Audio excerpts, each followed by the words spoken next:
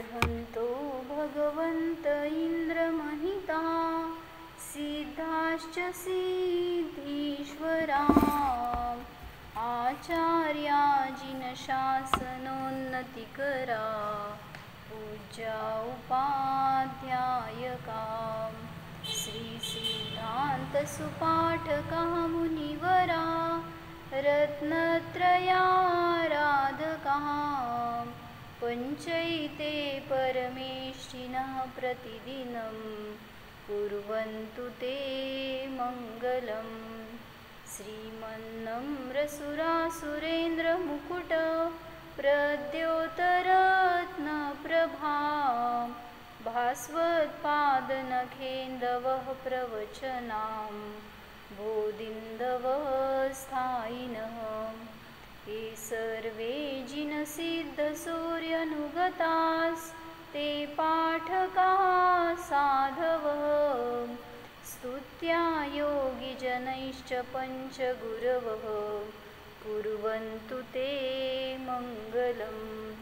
सम्यक् दर्शनबोधवृत्तममलं रत्नत्रयं पावनं मुक्तिश्रीनगराधिनाथजिनपत्युक्तोपवर्गप्रदं धर्मसुखविसुधा च चैत्यमखिलं चैत्यालयं श्रयालयं प्रोक्तं च त्रिविधं चतुर्विधममी कुर्वन्तु ते मङ्गलम्।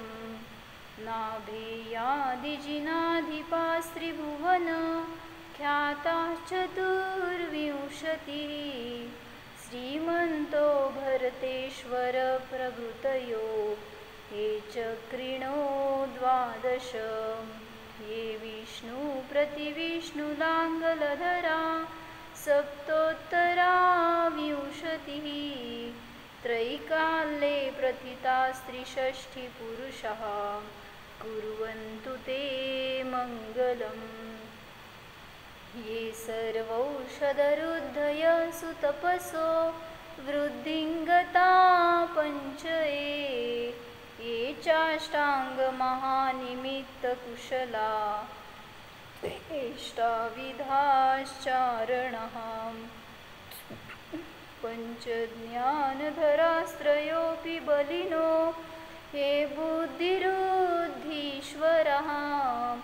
सप्तैते सकलार्चिता गणभृतः कुर्वन्तु ते मङ्गलम्। कुर्वन्तु मे मङ्गलम् कुर्वन्तु नो मङ्गलम्।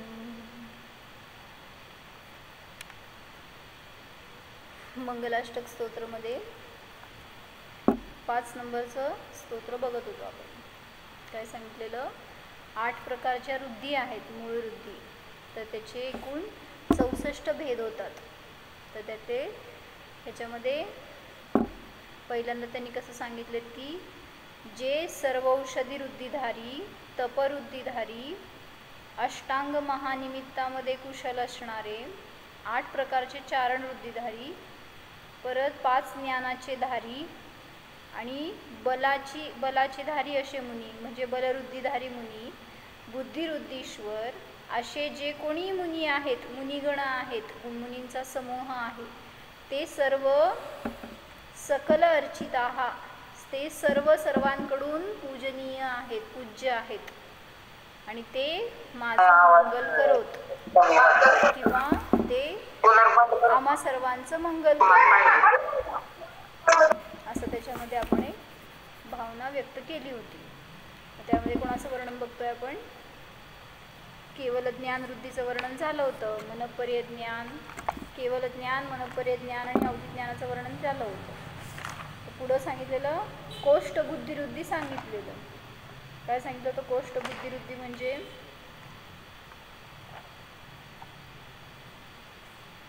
की जे धान्य ज्याप्रमाणे कोठारामध्ये ठेवलं जातं दीर्घकाळापर्यंत सुद्धा त्याला काही बाधा होत नाही, जसच्या तसं जिथल्या तिथं ते राहतं, त्याप्रमाणे धारणा ज्ञानावरणाच्या क्षमाच्या निमित्तात जीवामध्ये अशी योग्यता प्राप्त होते की जे काही अध्ययन केलं किंवा जे वाचलं तर ते कालांतराने सुद्धा विस्मरण होत नाही, जसंच्या तसं सांगितलं की ते स्टोअर राहतं. त्यामुळं त्याला म्हणलं कोष्ठबुद्धिवृत्ती.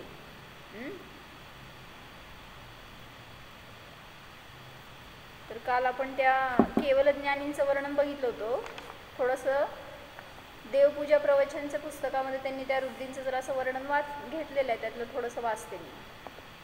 मनपरे ज्ञान वृद्धिधारी परमर्षि का स्वस्ति वाचन, पूजक ऐसे केवल ज्ञान वृद्धि वाले स्नातक अरिहंत ऋषि से कल्याण की कामना करता है. फिर आगे कहता है कि मनपर्य वृद्धि वाले ऋषि हमारा कल्याण करे. मनपर्य ज्ञानाचे दोन भेद आहेत म्हणलेलं, रुजुमती आणि विपुलमती. रुजुमती मनपर्य ज्ञानी आहेत ते दुसऱ्याच्या मनातल्या सरळ विचारांना जाणतात. विपुलमती मनपर्य ज्ञानी एवढे निर्मळ असतात की मनाच्या कुटिल विचारांना सुद्धा जाणतात. और जो आगे पीछे विचार की वस्तू है उसे भी जान लेते हैं. म्हणजे जे काही तुम्ही अजून पुढं विचार करणार आहात त्याबद्दल सुद्धा मनपर्य ज्ञानी जाणू शकतात. यहाँ यह न भूलना चाहिए कि पूजक रुद्धिधारियों का पाठ पढ़ता हुआ उनके आत्मिक गुणों में विभोर होता हुआ अपने स्वयं के चैतन्य गुणों को अनुभव करने लगता है. म्हणजे हे जे काही वर्णन वाचतोय आपण सगळ्या रुद्धिधारी मुनींचं, तर त्यांच्या साधनेचं ते फळ आहे. मग त्यांची साधना कशी होती हे जर समजलं तर जो कोणी पाठक आहे किंवा शिष्य आहे तर तो स्वतःच्या आत्मेला सुद्धा तसं जाणण्याचा अनुभवण्याचा प्रयत्न करेल. संपले का? वह अनुभव करता है कि ये सब वृद्धियाँ और शक्तियाँ मुझ में भी शक्ति रूप से विद्यमान है. वह पूज्य की महानता का अनुभव करता हुआ स्वयं अपनी महानता के अनुभव में उतर जाता है. म्हणजे हे सगळे रुद्धिधारी मुनी महान आहेत हे समजते की, पण त्याच्या पुढं जाऊन सुद्धा स्वतःची महानता जाणतो, तो खरा ज्ञानी आहे. यही उसकी वास्तविक पूजा होती है. लक्ष्य उसका यही होता है. यदि यह लक्ष्य न हो तब ऐसा आत्मानुभव होना संभव न होगा और तब पूजा की भी सार्थकता न रहेगी. जैसे एक शेर का बच्चा, उदाहरण घेतलं त्यांनी याच्यामध्ये चांगलं घेतलं. जैसे एक शेर का बच्चा कुम्हार के हात पकडकर, म्हणजे कुंभाराच्या हाताला लागला तो आणि गधों के साथ पलने लगा, त्याच्याबरोबर गेला, त्या कुंभारांबरोबर वाट चुकून आला होता जंगलातनं आपल्या कळपातनं बाहेर, आणि मग हे सगळे गाढवं चरत होती तिथं आणि त्यांच्यामध्ये घुसला तो सिंहाचं पिल्लू, आणि मग तो चरत चरत त्या गाढवांच्या बरोबर कुंभाराबरोबर त्याच्या घरी गेला. मग ते सगळ्यांना तरी पण त्यांनी चांगलं घटवलं इथं. उसकी वृत्ती बहुत कुछ वीरता के कामों से रहित गधों के समान रहने लगी. कारण लहानपणापासून तो त्या गाढवांमध्येच पालन झालं त्याचं, त्यामुळं त्यांची जशी वृत्ती आहे तसं बघून बघून हा शिकला, त्यामुळं गाढवा समान झाला. सगळे आपले वीरतेचे पराक्रमाचे गुण आहेत ते विसरला तो. लेकिन जब एक दिन जंगल में शेर की दहाड़ सुनी तब उसको अपनी सिंह जाति का बोध हो गया और दहाड़ मारकर उछलकर जंगल में विचरने लगा. उसी तरह हम लोग अपने स्वरूप से अनभिज्ञ है. जसं तो सिंहाचं पिल्लू स्वतःचं स्वरूप जाणत नसल्यामुळं अनभिज्ञ होता. माझ्यामध्ये अशी शक्ती आहे, मी म्हणजे गाढव नाही आहे हे विसरून गेला होता तो. तर त्याप्रमाणे सांगितलं आपण सुद्धा स्वरूपापासून अनभिज्ञ आहोत. जिन्होंने उसे प्रगट किया है उनकी स्मृती, ज्यांनी प्रगट केले म्हणजे आता हे अरिहंत भगवान किंवा समोर असणारे कोणी हे रुद्धिधारी मुनी, त्यांची स्मृती स्तुति और पूजा करके अपने स्वरूप की खबर करना चाहते हैं. जे कोणी अनभिज्ञ आहेत ते काय इच्छा करतात तर मला सुद्धा त्यांच्यासारखी आत्म्याची उपलब्धि हो, अनुभव हो. यदि उस आदर्श से हमें अपने स्वरूप की खबर न हुई तो हमको कौन सा लाभ हुआ भगवान की पूजा से. परम ऋषियों के विचार से हम में परम बल प्रकट होता है, अतः ऐसे ही कल्याण की भावना की जाती है. त्याच्यामध्ये आहे ना, स्वस्ती क्रियासु परमर्शयो नह. नह म्हणजे काय शेवटी, तर नह से हम लोगों के लिए ऐसी जो बहुतों के कल्याण की भावना है उसमें व्यापकता है. आम्हा सर्वांना असं आहे. नहचा अर्थ म्हणजे आम्हा सर्वांचं कल्याण हो. परम ऋषींच्या द्वारे किंवा ते परम ऋषी आम्हा सर्वांना कल्याणप्रद आहेत किंवा आमचं स्वस्ती करोत, मंगल करोत, अशी एक त्यामध्ये भावना आहे. तर हे मनपरिज्ञानी मुनींचं सांगितलं होतं.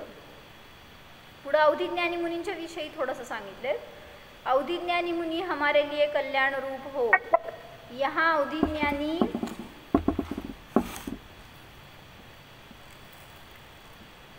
शैक्षणिक अवधिज्ञानी से मतलब है, अथवा अवधिज्ञानी के साथ मुनि शब्द जोड़ने से ही शैक्षणिक अवधिज्ञान का ग्रहण हो गया, क्योंकि उनके भव प्रत्यय नहीं.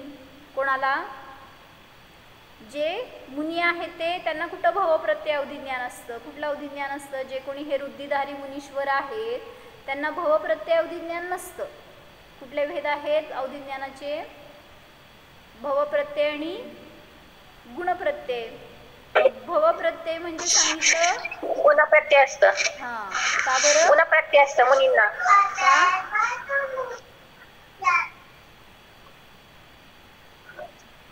का गुण प्रत्यय का असतं, ते तपाच्या साह्याने प्राप्त होतं ना. आणि भव प्रत्यय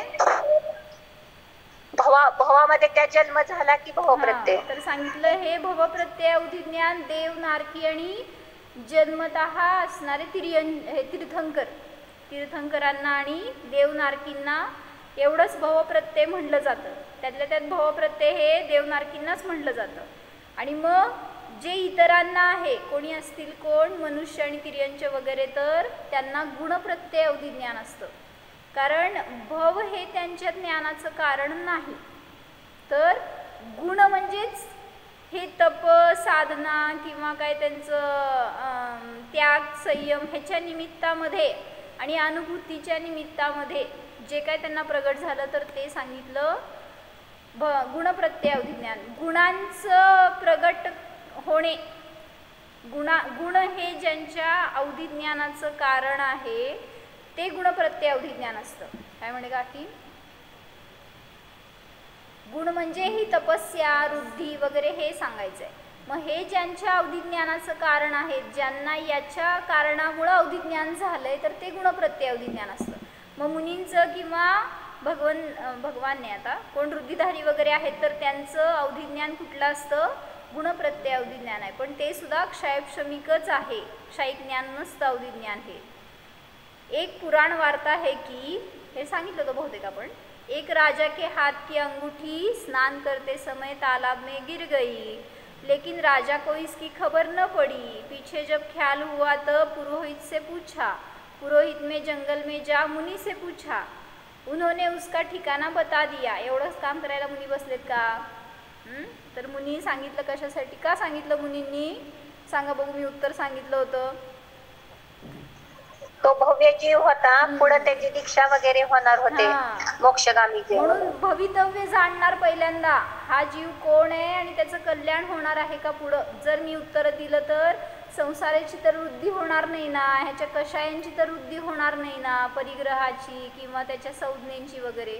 तर अशा जीवाला ते मुनी संबोधन करायला जात नाहीत.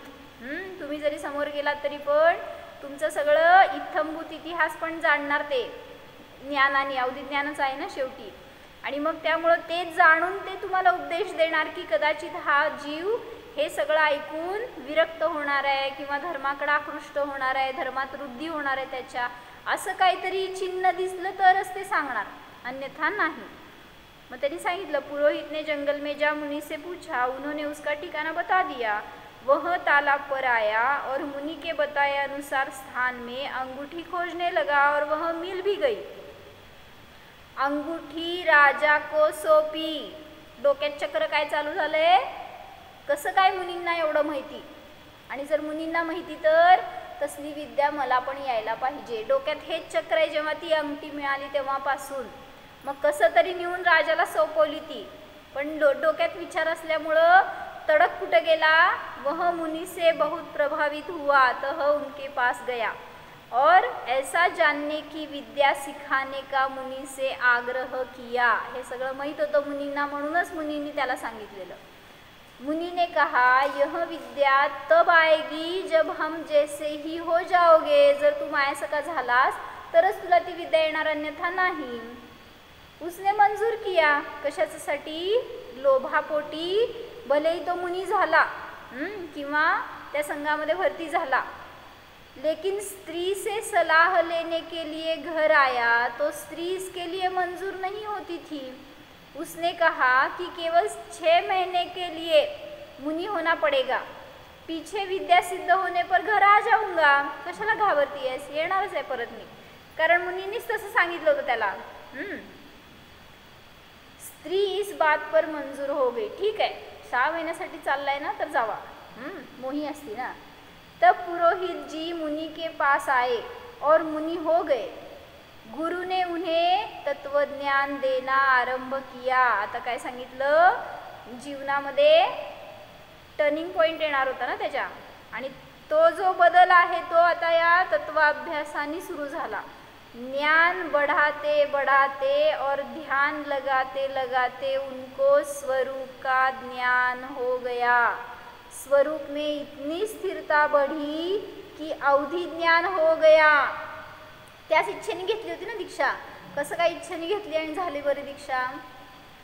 तर घेताना अज्ञान होतं की याची प्राप्ती व्हावी म्हणून दीक्षा घेतोय, पण नंतर सांगितलं जेव्हा तत्वाभ्यास सुरू केला त्यावेळेस तिथं स्वतःचा अनुभव घेतला की सगळे हे भाव संपले. काहीतरी प्राप्त व्हावं म्हणून दीक्षा घ्यायची, हे सगळे भाव संपले. हे सोडून आपल्याला घरी जायचंय हे सुद्धा विसरून गेला, आणि अशी निर्मळ साधना केली की त्याचं फळ अवधी ज्ञानाची प्राप्ती झाली. अब उनको उस विद्या की चाह नहीं रही. आता त्यांना किती वापरायची ती विद्या? पूर्वी अवधी ज्ञानाचं बघितलं वर्णन म्हणून मोही झाला होता, पण आता झालंय प्रगट तर ज्याच्याजवळ असतं त्याला त्याचं महत्त्व नसतं. असं झालं. मग तो पाहिजे म्हणून मिळवायसाठी धडपडला होता, पण जेव्हा आता ज्ञान झालंय तर त्याची इच्छाच नाही राहिली, त्याचं यूजच नाही आता त्याला काय. हाँ, उस विद्या की चाह नहीं रही और वे घर लौटने की सुध भी भूल गए. बायको घरी वाट बघाली. आता काय करणार? 6 महिने झाल्यावर बायको येऊन भांडणार काय? तर ती सुद्धा ज्ञानी होणार जेव्हा त्यांना बघणार आणि त्यांची चर्या बघणार वगैरे. वे घर लौटने की सुध भी भूल गए, सच्चे साधु हो गए. तो आदर्श आश्रय लेने से तत्सम होने की प्रेरणा प्राप्त होती है. काय म्हणले? उत्कृष्ट आदर्श असेल तर त्यांच्या समान बनण्याची सहजतेने प्रेरणा आपल्याला प्राप्त होतेच. तत्सम होने का सुयोग मिलता है. म्हणून तर त्या मुनींचं सानिध्य मिळालं. ती अंगठी हरवायचं वगैरे हे सगळा संयोगच होता शेवटी, आणि त्याच्या निमित्तात त्यांना ती सगळी प्राप्ती होणार होती. तो निमित्त का इतना स्थानापन्न महत्व है, लेकिन निमित्त हठात कुछ करा देता है, ऐसी स्वप्न में भी लाना न होगा. म्हणजे ऐसी बात स्वप्न में भी लाना न होगा. तो स्वयं अपने में से ही अपने ही द्वारा लेकिन स्वरूप को प्राप्त कल्पना स्वरूप को प्राप्त पुरुषों से हमें अपने विकास की निमित्तता प्राप्त होती है. म्हणजे जे कोणी अरिहंत भगवान आहेत किंवा समोर तुमच्या असणारे अवधी ज्ञानी आदी मुनिराज आहेत, तर त्यांच्यापासून आपल्याला सुद्धा सांगितलं तशी बनण्याची प्रेरणा मिळते जर तुम्ही तसा विचार केला तर. त्यांना आपण ग्रेट म्हणून बघितलं तर तुम्हाला वाटेल की आपण पण तसं बनावं. किती वेळ विचार केला सांगा आता?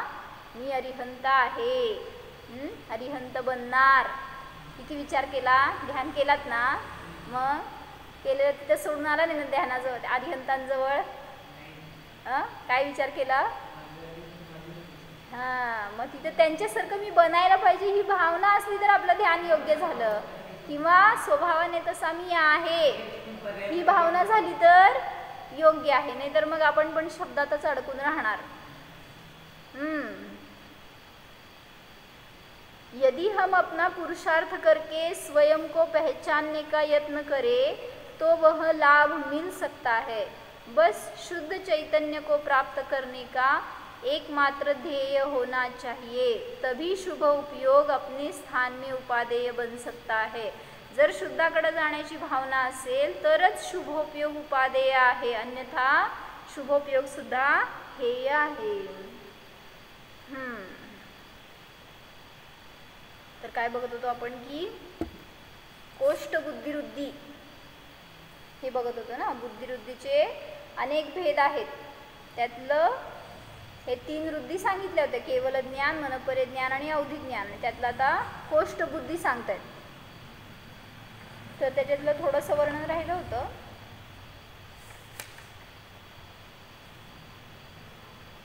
तर जसं उदाहरण दिलं ना त्यांनी की ते कोठारात ठेवलेलं धान्य आहे, तर ते जसंच्या तसं अनेक काळपर्यंत सुद्धा तसंच राहतं. त्याप्रमाणे क्षयक्षम ज्ञान एक प्रकारचं असं आहे की ज्याच्यामध्ये अनेक ज्ञेय आले तरी सुद्धा त्या ज्ञानाची धारणा अशी असते की सगळे पदार्थ सुव्यवस्थित जसेच्या तसे राहणारच. आणि किती काळ एखाद्याला जर कोष्ट बुद्धिवृद्धी प्राप्त झाली तर किती काळपर्यंत राहू शकते. तर त्यांनी सांगितलं संख्यात किंवा असंख्यात वर्ष प्रमाण काळापर्यंत सुद्धा ही बुद्धी राहू शकते. म्हणजे आता तुम्ही जे काही ऐकलंय, धारणा केली आहे, तर हे असंख्यात वर्षानंतर सुद्धा विसरणार नाही, जसंच्या तसं तुम्हाला ज्ञानामध्ये राहणार. कोणाच आयु काय आता या भावातनं पुढच्या भावात गेलो तरी असू शकतं ना, अवधी ज्ञानाला काय बाध आहे. आणि म्हणजे अवधी ज्ञान राहू शकेल पण मुनी दशा तशी नाही राहणार, वृद्धी नाही राहणार. मोक्षाला जाईपर्यंत म्हणायचं का? मोक्षाला आता कोणी जीव असेल असंख्यात वर्षाचं आयुष्य, असंख्यात नाही, आता ते 1 पूर्व कोटी वर्षाचं आयुष्य वालेच आहेत ना, जे कोणी उत्कृष्ट जरी म्हणले तरी सुद्धा. म्हणजे आता ही कोष्ट बुद्धी नुसतं घ्यायची काय काकी, असंख्यात वर्ष जे सांगायला लागलेत ना त्यांनी, असंख्यात वर्ष आयुष्य तर मुनींना नसतंच. बरोबर आहे की, कारण मोक्ष जवळ आलाय ना त्यांचा. किती असते चतुर्थ काळामध्ये आयु उत्कृष्ट? चतुर्थ काळामध्ये असते. किती असते? 1 पूर्व कोटी असती, त्यामुळे संख्यातच आहे. भोगभूमीमध्ये असती असंख्यात वर्षाची आयु पल्ल्यामध्ये वगैरे, पण भोगभूमीमध्ये कुठं मुनी राजा? चतुर्थ गुणस्थानापर्यंतच वृद्धी आहे भोगभूमीमध्ये. त्यामुळे तिथे सांगितलं कोणी जीव जर या कोष्ट बुद्धिवृद्धीला प्राप्त झाला तर त्याच्या निमित्तात जे काही त्याला ग्रहण झालंय, धारणा झाली आहे, तर ते तो कालांतराने म्हणजे असंख्यात वर्षापर्यंत सुद्धा त्याच्या ज्ञानात राहणार. ते भलेही तो देव होईल, नारकी होईल, काय होईल ते होईल, नारकी नाही होणार, भावलिंगी संत आहेत त्यामुळं. मग तो जरी झाला मुनी, काय म्हणायचं, मुनी नाही, देव झाला तरी सुद्धा सांगितलं की तो असंख्यात वर्षापर्यंत ते त्याचं ज्ञान तसंच्या तसं सेफमध्ये राहू शकतं. आणि ते पण सांगितलं कसं आहे का, विभिन्न ग्रंथातील विस्तारपूर्वक लिंगसहित शब्दरूप पदांना आपल्या बुद्धीने ग्रहण करून मिश्रणाशिवाय ज्ञान भंडारात धारण करणारे हे असे ऋषीश्वर असतात, महर्षी असतात. म्हणजे काय म्हणलं, मी काहीतरी ऐकलंय, डोक्यामध्ये साठवलंय, ज्ञान झालंय, पण त्याचं मिक्सचर झालं तर, म्हणून तर आपल्याला संशय होतो ना, असं आहे का तसं आहे काय माहिती. म्हणजेच काय झालं, तुम्हाला त्याची धारणा राहिली नाही व्यवस्थित. म्हणजे जर त्या काय म्हणायचं गोदाममध्ये ठेवलेलं असेल ना तुमचं धान्य आणि त्याचे पिशव्या फाटले समजा, काय तुमचे काय म्हणायचं बारदान काय पोतं वगैरे फाटलं, मग सगळे धान्य काय होणार, आता कसं काढणार? म्हणजे ते मिक्स होणार, तसं तर त्याचा उपयोग नाही राहिला. मग तसं सांगितलं त्याला नाही म्हणायचं मग कोष्ट बुद्धी, मग कशाला म्हणलं तर जसंच्या तसं ग्रहण केलेलं धारणेमध्ये मिश्रणाशिवाय तसंच्या तसं कोठारात राहणं, काय म्हणायचं त्याचं, वेगळ्या वेगळ्या सेपरेट कंडिशनमध्ये तसंच राहणं जसं ग्रहण केलेलं, त्याला म्हणायचं बुद्धिवृत्ती. ती काय गोष्ट बुद्धिवृत्ती. मग तसं ते कुठल्या मुनींच्या उपदेशाने प्राप्त झालेलं ज्ञान असेल किंवा भगवंतांच्या उपदेशाने प्राप्त झालेलं ज्ञान असेल किंवा स्वाध्यायातून वगैरे त्यांनी केलेलं प्राप्त असं ज्ञान असेल, तर ते सुद्धा कुठलंही ज्ञान एकमेकामध्ये मिक्सचर होत नाही. असं ते अनेक काळापर्यंत राहिलं तर ते किती काळ राहू शकतं ह्याच्यासाठी सांगितलं की असंख्यात वर्षसुद्धा ते तशा प्रकारामध्ये राहतं. आणि जे कोष्ट बुद्धिवृत्ती आहे ती कुठल्या ज्ञानाचा भेद आहे? 5 ज्ञानापैकी केवळ ज्ञान नाही आहे हे मी सांगते. कुठला आहे सांगा? 4 पैकी मती, श्रुत, अवधी आणि मनपरेपैकी कुठला भेद आहे? मती. का बरं? सॉरी, हा मती ज्ञान. हा मती. का बरं मती ज्ञान? त्यातच संस्कृती वगैरे सगळं त्यातच आहे ना. मती ज्ञानाचेच भेद आहे ना. धारणा ज्ञान आहे ना. धारणा ज्ञानाचं क्षयक्षम सांगितलं म्हणजे मती ज्ञानच आहे. धारणा ज्ञानाच्या तीव्र क्षयक्षमाचं कार्य म्हणजे कोष्ट बुद्धिवृत्ती. त्यामुळे सांगितलं हा मती ज्ञानावरण, वीर्यांतराय आणि धारणा ज्ञानावरणाचा क्षयक्षम ह्याच्या निमित्तामध्ये प्रगट झालेलं हे वृद्धी आहे. मग त्यांनी तुलना करून दाखवली आहे की पूर्वीचे 3 ज्ञानाचं वर्णन सांगितलं ना, केवल ज्ञान, मनपरे ज्ञान आणि अवधी ज्ञान. आता ह्याच्या पुढची सगळी ज्ञान आहेत ती सगळ्या वृद्धी आहेत त्या मतिश्रुत ज्ञानामध्ये गर्भित होतात.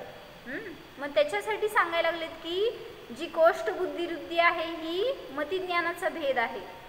मग मतिज्ञान कसं असतं तर इंद्रियजन्य असतं. परत म्हणलं परोक्ष असतं आणि त्याची अल्प महिमा आहे. आणि त्याच्या समोर जी पूर्वीची ज्ञान आहेत, अवधी ज्ञान, केवल ज्ञान वगैरे, तर ती कशी आहेत? अतींद्रिय आहेत, प्रत्यक्ष आहेत आणि महिमावान आहेत. म्हणजे मतिश्रुत ज्ञानापेक्षा त्यांची महिमा ऑब्व्हियसली अधिक आहे. मग मतिज्ञान भलेही तरी सुद्धा सांगितलं की या वृद्धीची विशेषता आहे ना ती. भलेही मतिज्ञान असेल तरी सुद्धा त्याच्यात किती ग्रहण करू शकतो तर द्वादशांगाचं सुद्धा ज्ञान असू शकतं. कोष्ट बुद्धिवृत्तीधारी मुनी इतके महाज्ञानी सुद्धा असू शकतात. त्यामुळे ते ज्ञान अल्प आहे असं म्हणता येत नाही. केवल ज्ञानाच्या समोर अल्प आहे की, पण तरी सुद्धा आता त्यांनी कसं घेतलंय की जे बीज दिव्यध्वनीमध्ये खिरलं, काल सांगितलं होतं ना, कोष्ट बुद्धिवृत्तीधारी मुनी जर त्या म्हणजे आता गणधर आहेत त्यांना सांगितलं किती वृद्धी असतात? 63 वृद्धी आहेत. 1/64 केवल ज्ञान वृद्धी नाही, पण 63 वृद्धी सगळ्या गणधरांना आहेत ना. मग आता ते गणधर समोर शरणात बसले, दिव्यध्वनी ऐकतायत, दिव्यध्वनी संपली, चॅनल चेंज, भगवान पुढे निघून गेले म्हणजे चॅनल बदलला. आता गणधर ते सगळं ग्रहण केलेलं धारण झालंय त्यांच्यामध्ये. मग कोष्ट बुद्धिवृत्तीचं काम काय? धारणा किंवा धारणा ज्ञानामुळे त्यांना कोष्ट बुद्धिवृत्ती प्रगट झाली आहे. 64 वृद्धींपैकी 63चे ते धारी असतात. 4 ज्ञान झाली आहेत ना मनपरे ज्ञानापर्यंत. त्यामुळं काय हे याच्या समोर काय नाही आहे. मग ह्या सगळ्या वृद्धी म्हणजे सुद्धा तुच्छ झाल्या ना. मनपरे ज्ञानासारखी ग्रेट वस्तू प्राप्त झाली आहे म्हणल्यावर बाकीच्या इतरांची तर प्राप्ती असतेच. मग काय सांगत होते तर ते जे दिव्यध्वनी ग्रहण झाली तर त्याची धारणा करायचं कार्य हे कोष्ट बुद्धिवृत्तीचं आहे. आणि त्याच्या पुढं आता जी येणार आहे बीज बुद्धी, तर त्याच्यामध्ये त्यांनी सांगितलं एका पदातून सुद्धा द्वादशांगाला ते जाणणार. जर एक पद त्यांना जर आठवलं किंवा त्यांनी स्मरण केलं आणि त्यांनी सांगतायत वगैरे, त्या एका पदाच्या द्वारे द्वादशांगाचं सुद्धा ज्ञान होईल. त्याला म्हणायचं बीज बुद्धी. बी कसं असतं? एका बी पासून किती बिया येतात मोजायचं. तर जसं त्या जमिनीत पेरलेलं एक बी आपल्याला किती फळ देतं तर असे कोटी बिया देतील ते.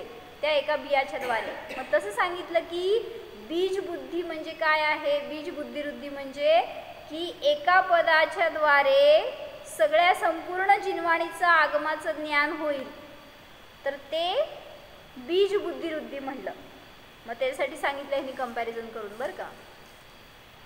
गणधर कोष्ठबुद्धीने दिव्यध्वनीची धारणा करतात व बीज बुद्धीने एका पदातून त्या सर्व आगमाला जाणतात. म्हणजे जाणल्याशिवाय थोडी धारणा होणार आहे सोडा, पण तरी सुद्धा एक त्याचं थोडी वेगळी करून दाखवलं, कारण धारणा ज्ञानावरण वेगळं आहे आणि हे बीज बुद्धी म्हणजे अवग्रहावरणीय क्षयक्षमाचं निमित्तामध्ये प्राप्त झालंय. आणि मग पुढे जे येणार आहे पदानुसारी वगैरे ते इहा आणि आवायाच्या क्षयक्षमामध्ये प्राप्त झालंय. त्यामुळे थोडंसं फरक केलाय त्याच्यामध्ये. बीज बुद्धी क्षयक्षमिक ज्ञान असतानाही अनंत अर्थाला ग्रहण करतं. बरं, ते पुढचं वर्णन आहे. बीज बुद्धी अजून आपण बघितलं नाही आहे, फक्त एक कोष्ठ बुद्धिवृत्तीचं बघत होतो आपण. मग त्यात काय सांगितलं की आम्ही उदाहरणं घेतली होती हो, अकलंक निकलंकांना सुद्धा तीव्र क्षयक्षम होता ना, किंवा श्रीमंत राजचंद्रजींना, किंवा अजून एक काय उदाहरण घेतलं होतं, वायुभूतीचा जीव जो नागश्री झाला तिला सुद्धा सांगितलं पूर्वभवातलं म्हणलं की ती सगळं म्हणून दाखवली. त्या ज्ञानदेवाच्या समोर उभारलेला तो रेडा, त्या रेड्याने पण काय केलं होतं माहिती आहे का, पंढरपूरमध्ये झालेले ज्ञानदेव. तर त्यांनी सांगितलं त्या रेड्याला म्हणलं, हां ज्ञानदेव आत्ताच झाले की हे इथलेच तुमच्या शेजारी ज्ञानदेव तेच होते ते. तर त्यांनी त्या रेड्याला सांगितलं म्हण गीता, तर ते रेडा म्हणायला लागला माहिती का तुला, मनुष्याच्या लँग्वेजमध्ये. मग कसं काय म्हणाला, सगळे असं चाट पडून बघत होते. मग त्याला पण सांगितलं क्षयक्षम असतोच. आणि असं काहीतरी वृद्धीची वगैरे प्राप्ती झाली असेल पूर्वी, किंवा विशेषता प्राप्त झाली असेल त्याच्या निमित्तामध्ये तो सुद्धा सगळं म्हणून दाखवू लागला तो रेडा, असं म्हणलं जातं बरं का. कथानक आपल्याला ऐकून फक्त माहिती आहे. तर असे ज्ञानाचे धारी ते मुनी, पण त्या ज्ञानाची त्यांना महिमा नसते. का? कारण हे क्षयक्षम ज्ञान म्हणजे पर्याय आहेत, पर्यायात ते अडकत नसतात. का बरं? कारण स्वभाव जो आहे तो अनंत बली आहे त्याच्या समोर. ती समयाची वृद्धी आहे, काही समयाची म्हणा पण निघून जाणारी आहे, कमी जास्त होणारी आहे. त्याच्यामध्ये काहीतरी ऱ्हास होऊ शकतो, कधी त्याचं काय पण त्याच्यामध्ये कधी विस्मरण होईल वगैरे काय पुढं झाल्यावर. म्हणून त्या पर्यायामध्ये अडकत नाहीत. त्या वृद्धीची प्राप्ती का झाली आहे, तर तिथं सांगितलं स्वभाव लक्ष केलाय, त्याच्यामुळं त्याची प्राप्ती झाली आहे. जसं त्या आत्ताच्या मंत्रीला त्या अवधिज्ञानाचं महिमा वाटली म्हणून तो त्यांनी दीक्षा घेतली, आणि दीक्षा घेतल्यावर दीप्ती बसा, तर तिथं त्यांना त्याची महिमा आली. कशाची? काकी कशाची? त्या मुनींना कसं काय अवधिज्ञान असेल, मग ते कसं काय असं जादू वाटली त्याला मंत्र्याला, म्हणून तो म्हणाला मला सुद्धा तसलं ज्ञान शिकवा. आणि मग मुनींनी दीक्षा घ्यायला लावली, दीक्षा पण घेतली. म्हणजे मागं भाव असे होते काहीतरी प्राप्ती व्हावी, लाभ व्हावा, या भावनेने दीक्षा घेतली होती. पण अध्ययनाने त्यांचं ज्ञान पवित्र झालं, निर्मळ झालं, आणि ते भावलिंगी संत बनले आणि सहज त्यांनी अवधिज्ञान प्राप्त झालं. जर भाव ठेवून शिकायला बसले असते ना, कधीच प्राप्त झालं नसतं ते ज्ञान. मग आयुष्य गेलं असतं त्यांचं, तरी सुद्धा रिकामे राहिले असते. तसं काय करायचं, म्हणून त्यांनी जे केलं ते करायचंय. त्यांनी काय केलं? दीक्षा घेतली. घ्यायची का? काय जाऊ दे, दीक्षा घेतली लांब, ते त्याच्या पुढची गोष्ट. त्यांनी काय केलं? संघात राहून तत्वाभ्यास केला, म्हणून प्राप्ती झाली. आपण तेवढंच करत नाहीये. काय करतोय? म्हणजे अभ्यास जेवढा होईल ना, तेवढी ज्ञानाची विशुद्धी वाढत जाणारच. म्हणून अभ्यास करा. कशाचा अभ्यास करायचं? पॉईंटचं नाही, शरीराचं नाही, त्याच्या पुढं जावा. अशरीरी आहोत, त्याच्यासाठी त्याचा अभ्यास आवश्यक आहे, आणि तो प्रॅक्टिकली पण व्हायला पाहिजे. जसं आता प्रॅक्टिकली करून घेतलं तसं आपण उपयोग करायला पाहिजे त्याचं. आपल्याला पण कळलंय आता, म्हणून ध्यानाचा वापर थोडं प्रयोगात यायला पाहिजे, तर ह्या सगळ्या वृद्धी समोर प्राप्त होणार आहे, तो कडबा आहे, हे सगळं म्हणजे बाय प्रोडक्ट्स आहेत. त्याच्यासाठी आपल्याला काय करायची आवश्यकता? हां, पण अजून तशीच महिमा वाटती ना. कोणाचं असं बघितलं ना, त्यांना भविष्य आहे बरं का, आणि ते करेक्ट सांगते. असं कळलं की 10 जण मागं गेलेलेच असते. असंच झालं ना परवा, काहीतरी झालं, कोण म्हणले की कोणाचं काहीतरी वस्तू हरवलेली, आणि मग ते म्हणले इथं शेजारी कुठंतरी गावामध्ये एक जण स्त्री आहे अन्य जातीची, तर ती नख बघती म्हणले, आणि त्या नख बघून ती त्यात सांगती म्हणे काय कुठं हरवलंय, काय झालंय, काय होणार आहे, असं काय पण गजब अजब असं. आणि मग असं म्हणलं की सगळेजण हुर म्हणून कुठे ॲड्रेस द्या, फोन नंबर द्या, पत्ता, धडपड त्याच्यासाठी. काय आता तुम्ही बघा ना, ध्यान लावा आणि उलट ज्ञानात बघा, तर सगळं आरशासारखं स्पष्ट दिसणार आहे आपल्याला. पण कुठे तर नख बघायला जाते आणि ते बैल शोधायला जाते, काय उपद्व्याप करून उपयोग आहे होय.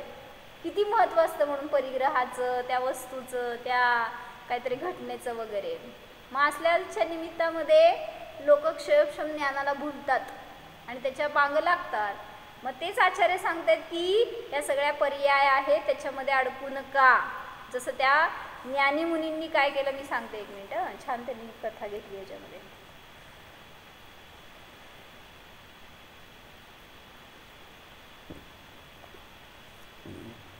नाही, एक सेठजींची कथा आहे पहिल्यांदा, ती सांगते. एके दिवशी एक सेठ सभेमध्ये बसले असता त्यांच्या खजिन्यात रत्ने, वज्र, वैडूर्य आकाशातून आपोआप पडत होती. हजारो देवता त्यांचे रक्षण करत होत्या. पहा पुण्याचा महिमा कसा आहे. त्या सेठने देवतांना विचारले, तुम्ही इथं काय करताय? त्यांनी उत्तर दिले, महाराज, आपल्या भंडाराचे रक्षणासाठी आम्ही इथे आलो आहोत. आपल्या पुण्यप्रभावाने आम्ही इथं राहत आहोत. ते ऐकून सेठ म्हणतात, तुमची आणि या धनाची दोन्हीचीही मला गरज नाही. तुमच्या येऊन घरात पडलं तर तुम्ही काय म्हणणार? येऊ दे, आण दे, आण दे, भरपूर येऊ दे. आपल्याला कुठून आलं आणि कोण रक्षण करते, काय करते ते करा, येतंय ना माझ्याकडं. म्हणजे आपली बुद्धी कुठे आहे? त्या परिग्रह संचयामध्ये. आणि ते सेठ होते ते असे निरपेक्ष होते, त्यामुळे ते काय म्हणाले की मला तुमची आणि या धनाची दोन्हीचीही गरज नाही, तुम्ही दुसरीकडे जा. देवता म्हणतात, आपण जा म्हणाला तरी आपले पुण्य संपेपर्यंत आम्ही जाणार नाही. आता पुण्य छान का घाण? पुण्य आहे तर शिक्षा भोगावीच लागणार. पुण्य की सजा म्हणतात ना अम्मा, तसं. जी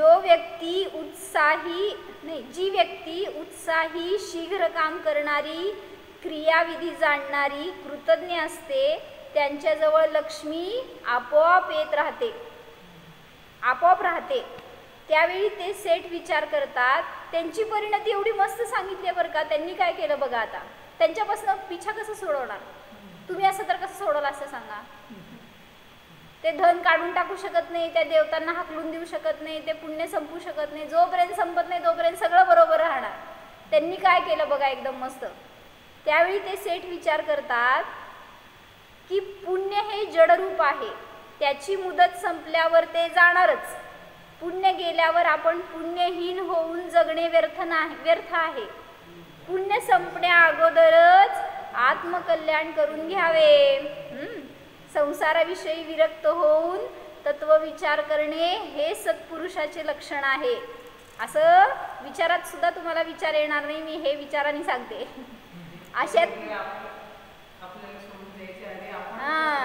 ऐका त्यांनी काय केलं. अशा तऱ्हेने विचार करून सर्व संसार भार सोडून त्या सेठने परम उत्कृष्ट दिगंबर दीक्षा घेतली आणि आत्मसिद्धी करता ते घोर तपश्चरण करू लागले. बाह्य वस्तूंचा त्याग केल्याशिवाय व घर त्यागल्याशिवाय तप होत नाही. आता हे समजून घ्या, वर्णन केलेलं आहे प्रथमान योगाचं. घर सोडूनही भावलिंगी मुनी व्हायला पाहिजे. भावलिंग वाचून कितीही तपश्चरण केले तरी व्यर्थ आहे. मग त्यांचं काय काय सुटलं? पुण्य जवळ राहिलं, बाकी सगळं सुटलं. कारण पुण्याचा उलटा अजून आश्रव होऊ लागला, बंद होऊ लागला अजून. आणि ते त्या देवतांपासून पिछा सोडवायचं होतं, त्या रत्नापासून खजिन्यापासून पिछा सोडवायचं होतं, ते झालं, करावं लागलं नाही. म्हणजे अशी बुद्धी आपल्याला यायला पाहिजे. धन आपल्याला हातात आलं भरपूर तर सगळं विसरून जातो आपण उलटं. कुठलं धर्म आणि कुठलं वैराग्य आणि कुठलं ज्ञान ध्यान सगळं राहतं बाजूला. म्हणून सांगितलं जोपर्यंत बुद्धी चांगली आहे तोपर्यंत धर्म पुरुषार्थ करा. आपल्या बुद्धीचा वापर असा करा जेणेकरून की स्वभावाला जाणण्यासाठीच ती वापरली जावी आणि त्याच्या निमित्तामध्ये त्या बुद्धीचा विकास होत राहतो आणि मग अशा वृद्धी म्हणजे सहजतेने प्रगट होतात. म्हणून आपल्याला त्याच्यासाठी वेगळा पुरुषार्थ करण्याची आवश्यकता नाही. म्हणून त्या बुद्धीला जाणा. हो जाणा.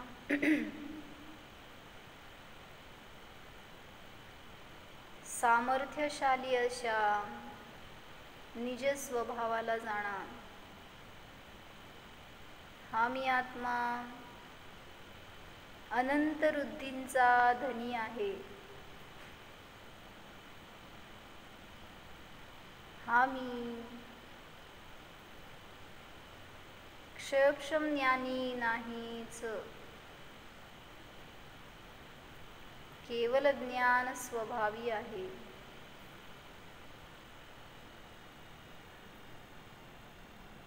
बाह्य परिग्रहाची मला आसक्ती नाहीच, आवश्यकता नाहीच. निष्परिग्रही स्वभाव जाणा. निसंग स्वरूप पहा. स्वतःची महिमा अनुभवा.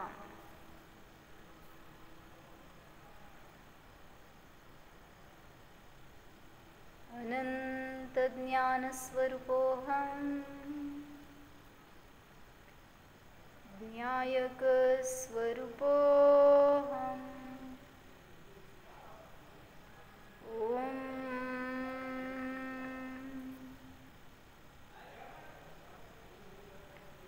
विसर्जन. नमो अरिहंताणं, नमो सिद्धाणं, नमो आयर्याणं, नमो वज्रायाणं, नमो लोये सौवसां.